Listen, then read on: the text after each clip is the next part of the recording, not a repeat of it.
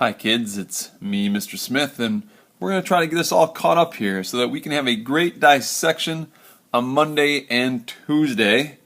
Then we'll have our review Wednesday and our semester 2 exam on Thursday. And maybe be able to sneak an action project in still. We'll see about that. We'll do what we can on Friday, but we'll figure it out. Now, I'm not going to give you your groups yet. I'll give you your groups the second you walk in on Monday, so that'll be good. And let's see, the only exception is if you are in band. I hear you guys are going to be gone most of the day Monday. So band students, you are going to report to me first or second hour, according to what Mrs. Blanchard tells you. And I will put you into groups there, and we'll figure it out. We'll have a good old time with it. So don't fret, band students. Though somehow I think you're going to report to me first or second hour, and we're going to make it work because it sounds like you guys are outperforming and doing all kinds of stuff that way. So we'll check that out.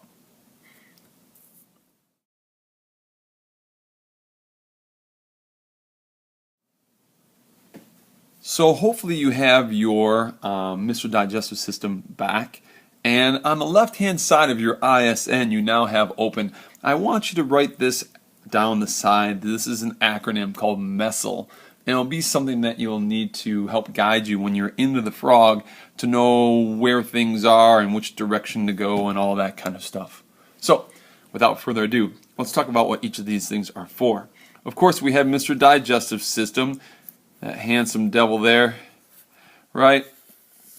And of course the M stands for mouth, right? So you're going to write that in there. And that's where this whole process starts. This is an incredible process where we put food in one side of the tube and it comes out the other side of the tube, and it is one long rope in between. So if you're ever lost and not sure which way to go, you just follow that tube up or you follow that tube down, and using this acronym you'll know exactly where you are.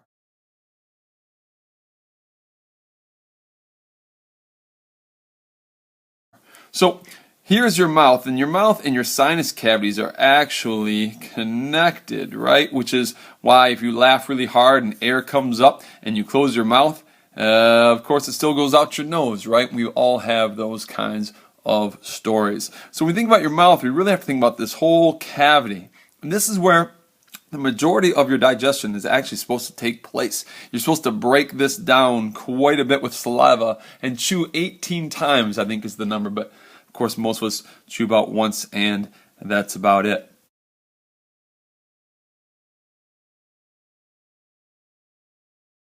And so what happens is we get back to the back of the throat and we get the story of the two tubes, right? This is kind of like the Deathly Hallows, but not quite as cool. And in the back of the throat there are two tubes, right?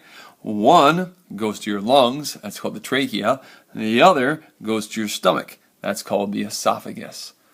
But which one is which? Well, that's a really good question. So, what happens is, and I saw it happen once, and I'll never forget it, is a guy started to choke because he had a bee that stung his tongue, and his tongue swelled and closed up this whole area. So the only way he could breathe was to watch this doctor take a knife and cut a hole right in there and insert a Bic pen, believe it or not, took the ink and everything out and stuck it right in that guy's tube, and that guy could breathe. It's called a tracheotomy. So this front tube, because he stabbed the guy right in the front, is your windpipe, known as your trachea. Now, for the sake of the digestive system, we're not so interested in the front tube, we're interested in the back tube. And that one, of course, is the E, your esophagus. Esophagus. Esophagus? Yeah, esophagus. Not ogus? Yeah, agus. I think pretty esophagus. Anyways, so that is where our food goes down and eventually leads into our stomach. Now, our stomach and the froggy's stomach looks a little bit different, but either way you're going to see this half moon shape.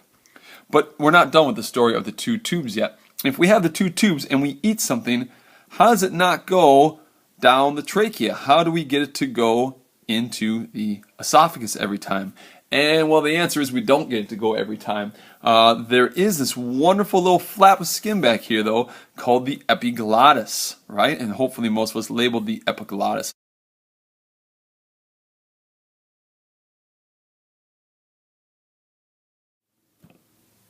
So that epiglottis, if we give it time, we go to swallow. You can hold your throat and swallow and feel that flap come back over real quick before you swallow. That's what allows the food to go over the epiglottis and down the esophagus where it belongs.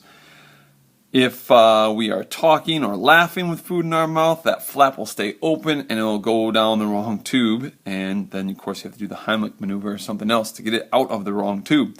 So we want to make sure we give our food time. We are not talking when you're chewing, all that kind of stuff. You swallow, the flap goes down, and it goes down the esophagus.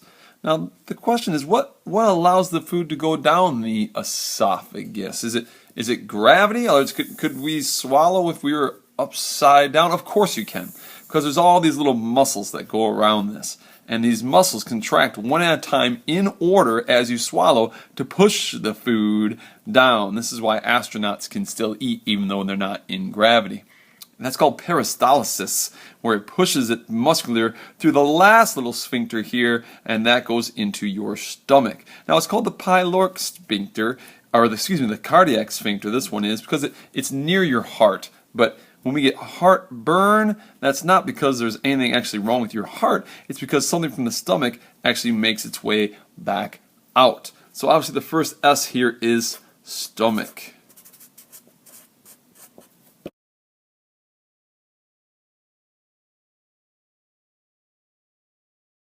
All right. So in your stomach is hydrochloric acid, right? Super acidic. It'll burn through meat, but now we have a whole nother problem.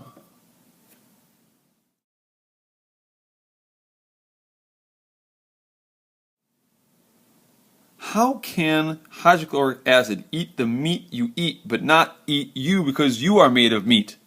Does that make any sense? So my question is, how do we keep hydrochloric acid from burning us? And the answer is, well, sometimes we don't. See, sometimes it splashes up here and burns the bottom of our esophagus. We call that heartburn. But usually it does not burn us because we have this wonderful mucus lining, which is very basic, and it neutralizes the hydrochloric acid and keeps it from eating us.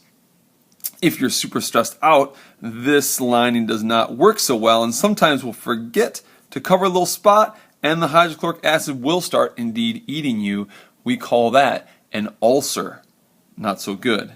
Now the stomach is actually surrounded by all this muscle, and it moves it and churns it and takes it into something we call chyme, and it keeps down there until it's in this perfect little mush, and when that's ready, it dumps it off to the next stage.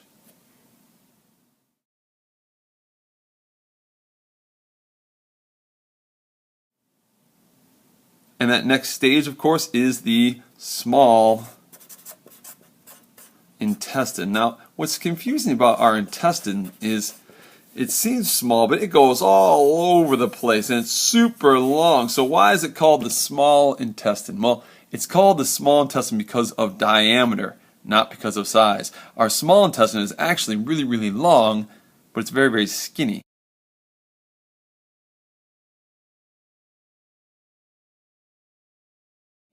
So we call it small because it's skinny. The large intestine is not nearly as long, but it's much, much wider. That's why it's the large intestine. Of course, that large intestine is our last piece. And obviously, once it goes through the small intestine, then it goes into the large intestine, and then it goes into the rectum and really becomes the stuff that's about to come out of us. But when it comes up, it actually comes up, over, and down in us. In the froggies, it'll just be like a little Tootsie Roll here at the end as it prepares to leave us. But what you can see is here is the whole rope. Here is the beginning, through the mouth, down the esophagus, stomach, small intestine, large intestine, and out. So if you're ever not sure where you are, all you have to do is go, well, if I'm at the stomach, that means if I keep following this chain up, I'm going to be in the esophagus. Or if I'm in the small intestine, all I have to do is keep following it down until I hit the exit, and that's going to be my large intestine. So you just simply need to move this back and forth. You need to know messel. If you know messel, you'll know where you are in the frog at all times. So if you're having trouble, if you're at the stomach and you can't find the small intestine, just work your way down the line until you hit something smaller. You'll be in the small intestine. And then if you keep going, you'll find your way into the large intestine. So use this to help you messel.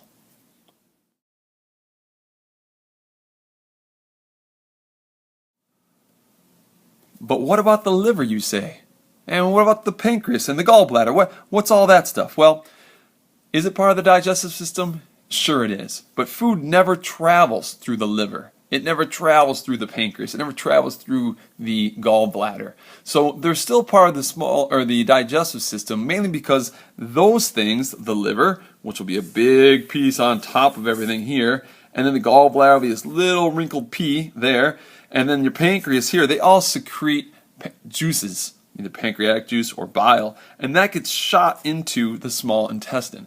Without those chemicals, the full digestion cannot occur. But again, food never travels through those organs. So they're not part of my messel because food won't travel through them, but they are part of the digestive system because of the chemicals they help secrete, help in the digestion.